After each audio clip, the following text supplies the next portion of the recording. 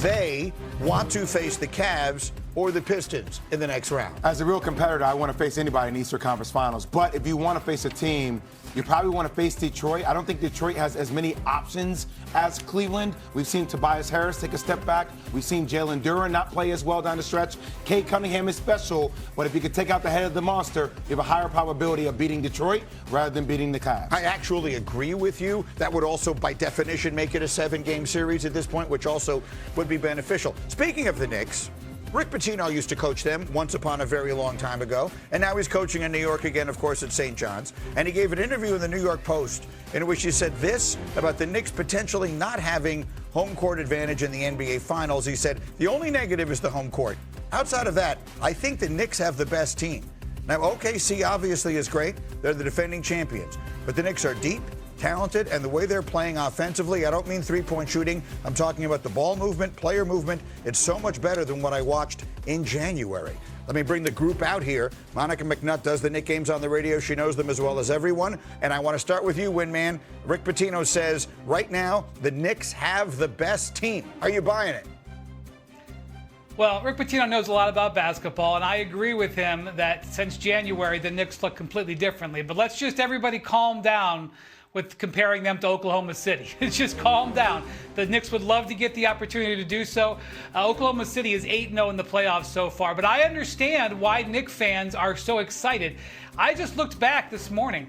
They haven't really soundly been beaten in 6 weeks, all the way back to the end of March against Houston, and then the couple of one-possession losses to the Hawks.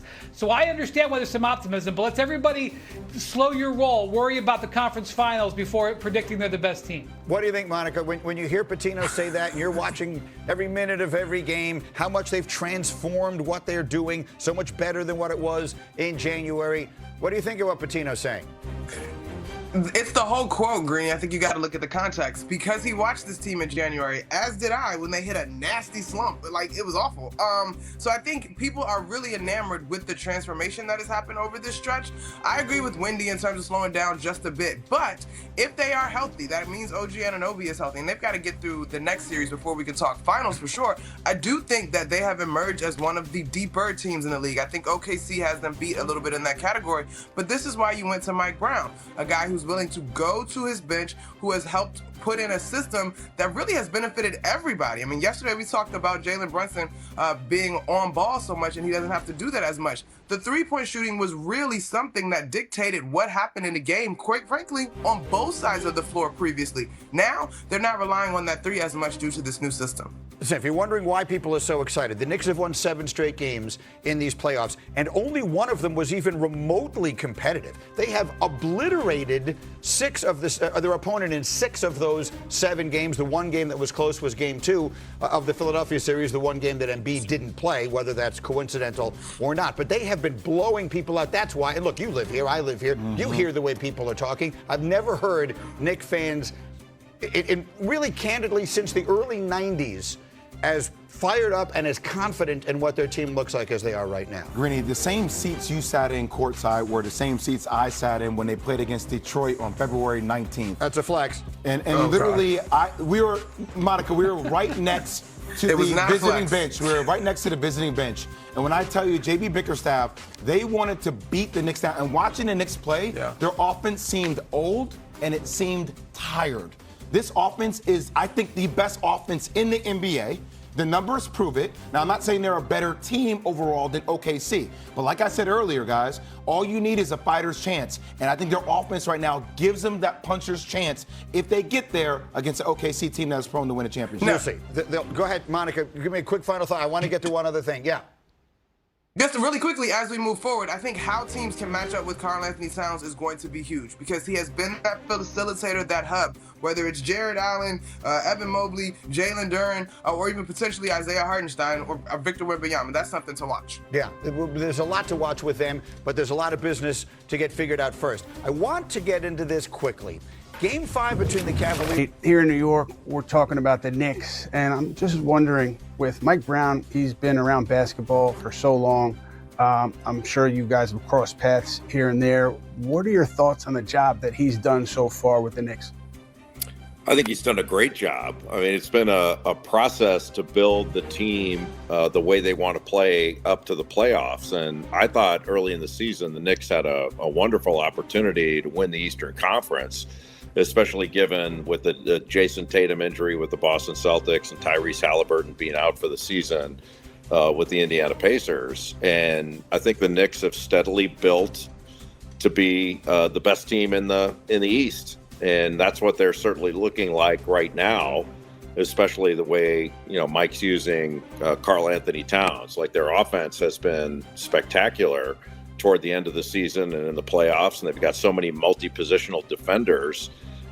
They can really defend at a high level. And I think have shown that. Look what they've done the last 7 games. I think just about anybody would say that they're the favorite to win the East now. Yeah, I mean, I haven't seen them play at this high of a level over a 7-game stretch, I think, ever. And I've been covering this team for more than a decade. It's just been, given the stage, it's been a remarkable transformation. And I think it started with that Towns adjustment, as you said.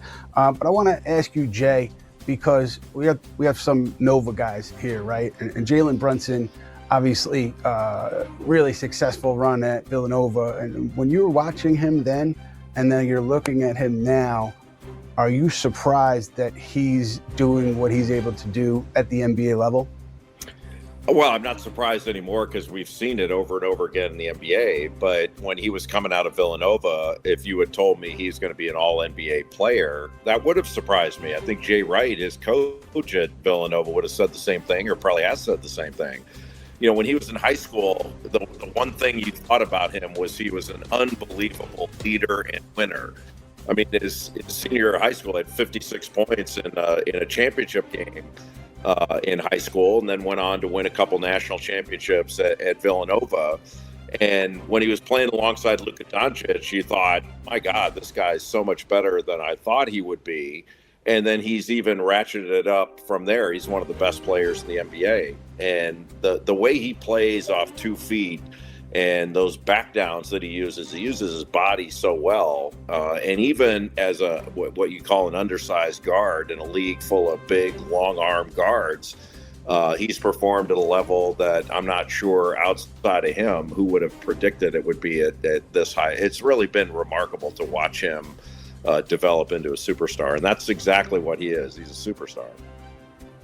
It's funny because I was going to say, outside of probably Rick Brunson, his dad, and Jalen himself, he's surpassed everyone's expectations, even Leon Rose, who at the time it was called an overpay, but offered him a lot of money as a free agent, and really couldn't have worked out better to date. I'm just wondering too, with Josh Hart, I'm just curious, like, based on what you saw from him in Villanova, did you see glue guy? Did you see connector? Because Mike Brown has lauded his ability to be that.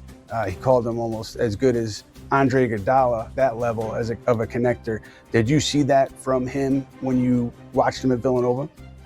Yes, but you're never really sure about players. You have beliefs, and you had the ultimate belief in Josh Hart as a winner and as a guy that would do anything to win. So he can guard anybody. He's one of the best guard rebounders in the league, and he makes open shots. Another guy that can convey the ball, like he's not a ball stopper.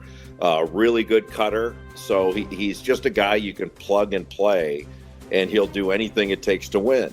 And I put OG Anunoby in that category as well.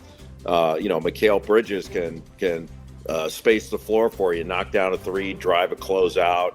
He's another guy that can guard multiple positions, so they can switch and go with different combinations, and they're really effective that way. So it's a team full of the Knicks are a team full of really, really good players that go alongside their star caliber players in Karl Anthony Towns and Jalen Brunson, and they're willing to play, even though you say role player, and some people hear limited.